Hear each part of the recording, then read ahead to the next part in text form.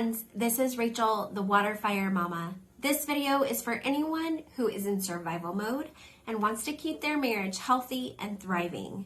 Today, we're going to talk about some ways to exercise empathy with our partners and infuse some affection and care into our marriages, even in the thick of high-impact caregiving.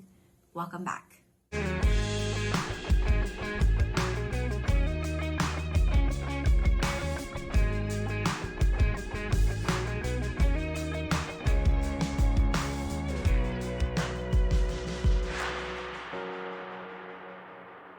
Right now, we're in the midst of a series geared toward helping you cope whether the bottom has just dropped out of your world because of an illness, accident, hospitalization, or diagnosis, or you're dealing with the day-to-day struggles of long-term, high-impact caregiving. So far, we've focused on ways to care for yourself physically and emotionally. I believe one of the crucial factors of well-being is making sure our marriages don't crumble under the strain of the crises we face. The divorce rate for parents of special needs children is between 80 and 90%.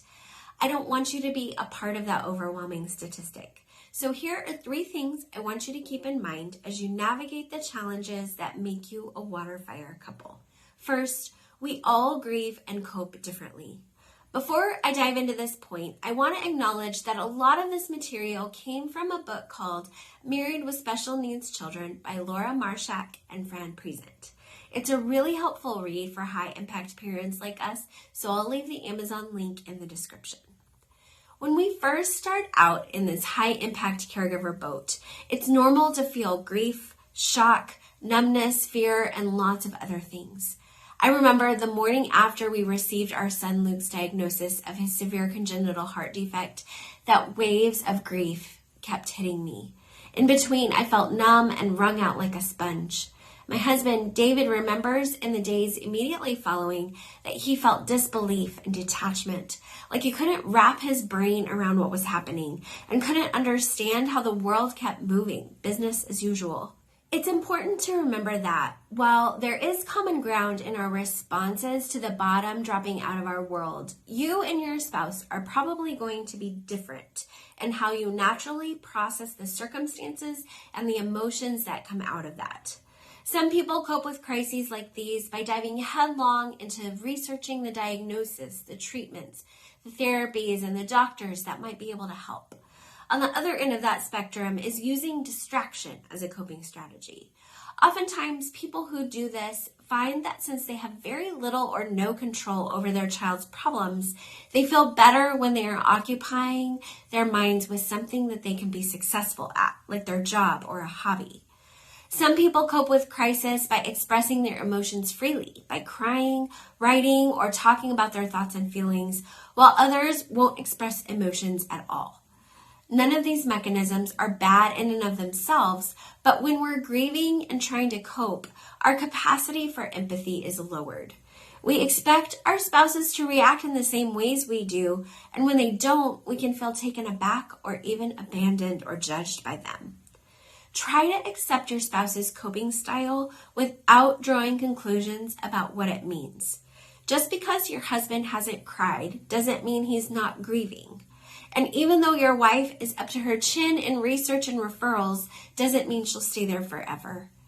Your spouse's coping strategies are probably going to look different than yours, but remember that they are still grieving and trying to find solid ground just like you are. In a future video, we're going to talk about specific ways to help couples be more supportive of each other's processes and how they can request more support from each other when needed. But for now, try to embrace these differences and be patient while your spouse figures out which way is up. Second, when we're threatened, we're bad communicators. Whether you've just had the bottom drop out of your world from a life-changing event or you're dealing with the stress of constant caregiving, it's easy for our stress response systems to get triggered into overdrive. When that happens, that good old fight or flight mechanism comes back into play. Psychologist and marriage guru Dr. John Gottman calls this flooding. When we get flooded, we lose some of our ability to think rationally, find solutions to problems, and communicate well. Recognize that your spouse may lash out or close off as a result of the stress of caregiving. Again, try as hard as you can to not take this personally. More often than not, their behavior or careless words aren't really about you or your relationship. It's about them feeling vulnerable and out of control. Most of us have seen a typical toddler that needs a meal or a nap, and that usually sweet disposition turns into a tornado. But we also know that yelling at the child, punishing them, or sulking is very unlikely to make their behavior better. Instead, a wise parent recognizes the child's meltdown as a request to meet a need. Once she has her lunch and goes down for a nap, that sweet and sunny toddler returns.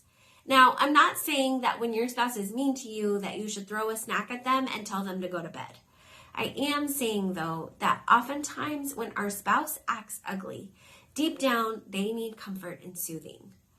I know that you also need comfort and soothing, but if you can take a deep breath, soothe your own vulnerable feelings using some of the strategies I talk about in my video titled Caring for Yourself Emotionally When the Bottom Drops Out of Your World, and then get underneath your partner's prickly exterior, you will probably find a spouse that needs some emotional tending. Try saying something like this. This is really hard. I can see that you're having a hard time right now. I am too. What can I do to help you? The idea is that this will invite your partner to take down their armor, receive some comfort, get their stress response system back to baseline, and maybe even offer some comfort to you in return. If you can soothe each other's vulnerability rather than take it personally and get defensive or critical, you are going to be much more likely to keep the crisis from swamping your marital boat and keep on sailing. And third, your marriage needs nourishment. We've all seen it. Couples who fall out of the habit of spending quality time together, showing appreciation and affection. After a while, they become more like roommates who tolerate one another rather than partners in life who love each other. I know that right now, all of your energy is going towards making it through the day. It can be really hard to find enough bandwidth for physical intimacy or even meaningful conversation at the end of the day. But the bottom line is that your marriage will not survive without regular intentional care. You may not get regular date nights or weekend getaways like traditional couples do, but I encourage you to get creative with the snippets of time that you may have available to you. Can you share a cup of coffee together before your kids get up? Maybe you can meet up for lunch while the kids are at school, or connect for a few minutes while they're occupied with screen time. The key is to get rid of the comparisons and expectations and keep your eyes open for opportunities to speak love and life into each other. Does your spouse love getting little gifts? Pick up flowers or their favorite treat next time you're out. Do they feel really great when they receive compliments? Take a minute to make eye contact and tell them what a good job they're doing. Do they feel especially loved when you do something extra without being asked? Fill up their car with gas, make that phone call to the insurance company for them, or have a cup of coffee ready for them when they come into the kitchen in the morning.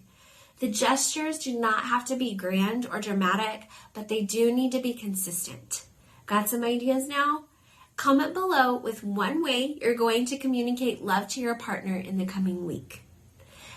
Now, I definitely understand the temptation to catch up on chores or even just relax and scroll social media for a while in those few minutes of quiet. But your marriage is worth it. I promise. Instagram and the laundry will still be there later, and believe me, a hug and a connecting conversation with your spouse are going to do a lot more for your well-being in the long run. In my next video, I'm going to talk about some ways you can care for your other relationships, your extended family, friends, and acquaintances when the bottom drops out of your world. In the meantime, grab my free guide to caring for yourself in crisis. I'm leaving the link to get that in the description as well.